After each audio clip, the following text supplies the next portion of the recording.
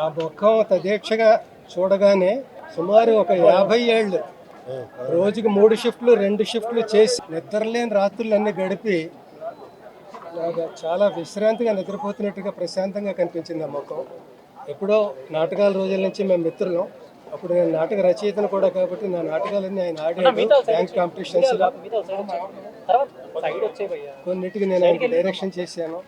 ఆయన రవీంద్ర భారతిలో గ్రాండ్గా ఒక ఫంక్షన్ చేశారండి, రంగస్థల గురువులకి సన్మానం అని. అందులో నేను కూడా ఉండడం నా అదృష్టం. అక్కడి నుంచి ఈ తర్వాత రచయితగా నేను రాసిన హలో బ్రదరు, సత్యరత్న గారు అబ్బాయి, కొన్ని కిష్కిందకాండ, చాలా సినిమాల్లో ఆయన మంచి వేషాలు పోషించాడు పాత్రలు. తర్వాత నటుడిగా మేము చాలా సినిమాలు చేసాం. ముఖ్యంగా ఎప్పటికీ నాకు అందరికీ గుర్తుకొచ్చే పాత్ర అమ్మ 1వ తారీఖులో నా తండ్రిగా నటించిన పాత్ర. అలాంటి పాత్రలో ఎలాంటి పాత్ర ఇచ్చినా ఆయనకు జీవిస్తాడు తప్ప నటించాడు. ఎన్ని పాత్రలు 800, 900, 1000 వేషాలు వేస్తే అన్నీ దేనికది విశిష్టంగా విలక్షణంగా ఉంటాయి. విలక్షణ నటుడు ఆయన.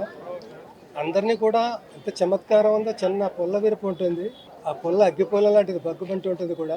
చమత్కారం వల్ల అది చాలా ఎన్హాన్స్ అయ్యి రాణించేవి ఆయన మాటలని. నేను అందుకే చుట్టూ చేరేవారు అందరూ షూటింగ్స్లో ఆయన చుట్టూను. నన్ను మాత్రం ఎందుకో ఒక 1% ఎక్కువ స్పెషల్గా చూసేవాడు ఆయన.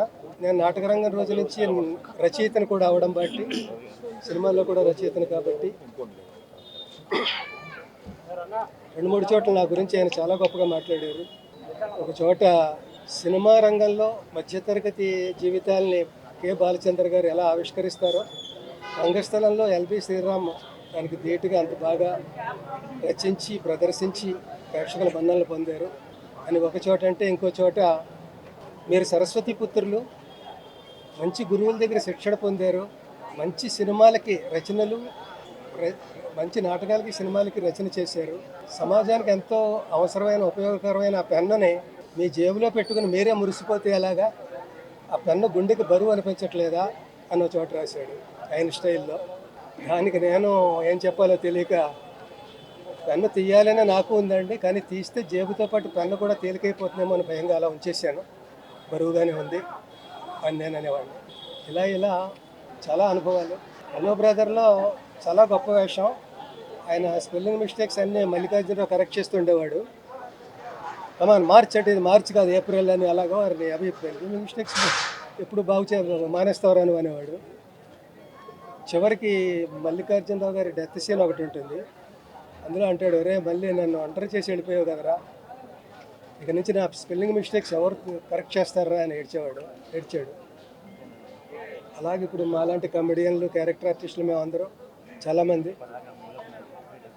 ఇప్పుడు మా స్పెల్లింగ్ మిస్టేక్స్ అంటే మా తప్పులు ఎవరు కరెక్ట్ చేస్తారు, ధైర్యంగా మాట్లాడగలుగుతారు అని గుర్తుకొచ్చింది నాకు. అది అంటే ఇలాంటి పెద్ద వాళ్ళే ఉంటే, మేము పెద్దవాళ్ళం అయినా కూడా మనకంటే పెద్దవాళ్ళు ఉన్నారని ధైర్యంగా ఉంటుంది.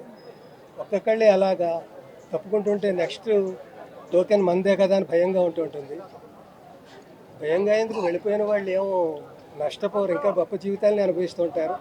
మనం వెళ్ళిపోతే అలాంటి దాన్ని అందుకోవచ్చు కదా అని అప్పుడప్పుడు అనిపిస్తుంటుంది. ఏది ఏమైనప్పటికీ ఒక మహాప్రస్థానం ముగిసింది.